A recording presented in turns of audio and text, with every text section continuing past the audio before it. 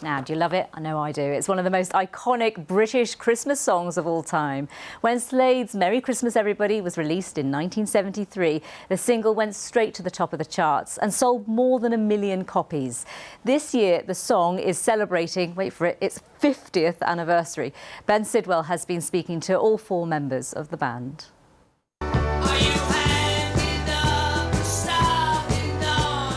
We never thought for a minute it would be going 50 years later. I knew that this was big. I knew that it was going to work. It was 100 degrees heat wave, and they were singing Merry Christmas. It was the right record to lift the nation at a very, very difficult time. 1973, and Slade were the biggest band in the country.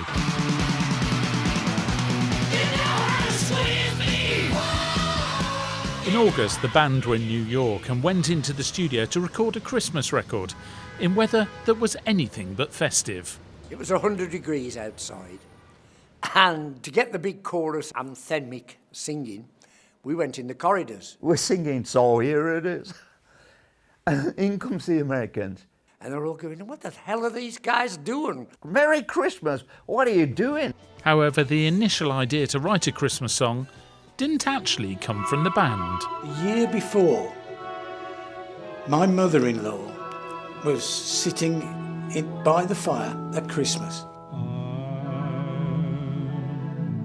His mum-in-law challenged him, saying, you'd never be able to write a song like White Christmas. I said, but we don't do Christmas songs, we're a rock and roll band. But he thought better of it and said, I'll take up this challenge, I'll show her. I got into the shower and I started thinking, well, what could I do? And he'd remembered a song I'd written in 1967, which was a hippy-dippy psychedelic song. And it went, buy me a rocking chair to watch the world go by, buy me a looking glass to look me in the eye.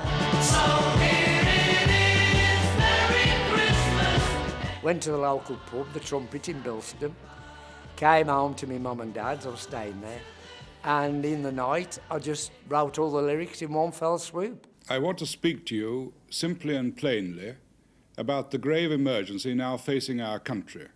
In terms of comfort, we shall have a harder Christmas than we have known since the war. With the country in crisis, facing fuel and electricity shortages and a 3-day week, it seemed like Slade's song was just the tonic needed, and the single flew off the shelves. We got a gold record the first day of release.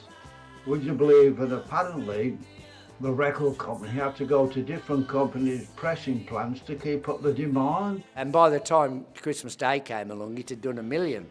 And then there are those 2 words. It's become my catchphrase, more or less.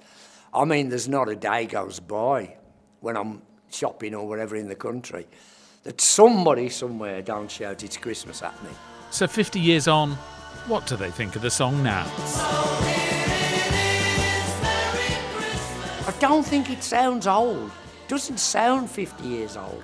Still sounds relevant.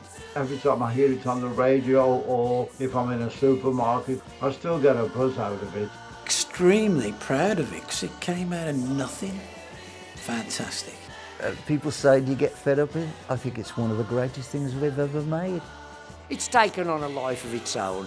It's gone its own sweet way now, Merry Christmas. Only just begun.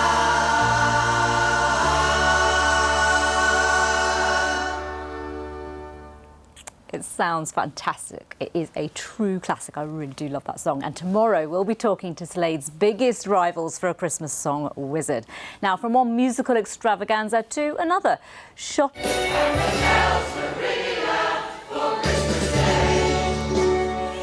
at Webb's Garden Centre near Droitwich were treated to a festive special with a surprise flash mob rendition of the fairy tale of New York. The video of the singers has clocked up more than 2 million views on Facebook. Right then, the Aussie Rally's